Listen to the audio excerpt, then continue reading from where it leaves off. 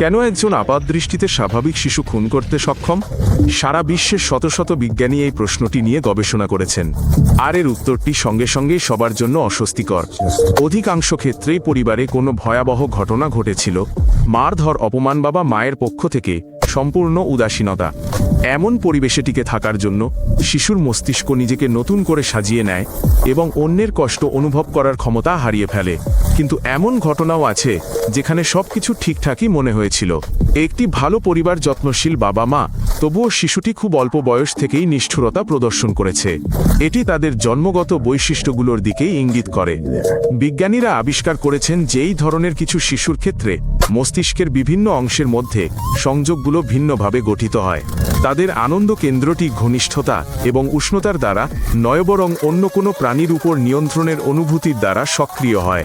পশুদের প্রতি নিষ্ঠুরতা, অগ্নিসংযোগ, বিকৃত কাম, কল্পনা, এগুলো শুধু ছেলেমানুষই দুষ্টুমি নয়, এগুলো বিপদ সংকেত।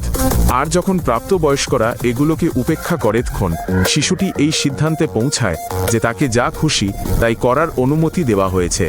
এই ধরনের শিশুদের দ্রুত শনাক্তকরণ সত্যিই জীবন বাঁচায়। কিন্তু বেশিরভাগ দেশেই প্রয়োজনীয় ব্যবস্থাটি হয় একেবারেই নেই, অথবা কোনো মর্মান্তিক ঘটনা ঘটে যাওয়ার পরেই কেবল তা সক্রিয় হয়।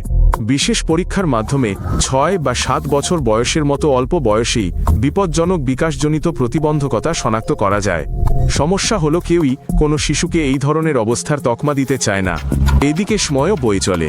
পূর্ণ ভিডিওটি দেখুন ইউটিউব চ্যানেল 10টি তথ্য এ।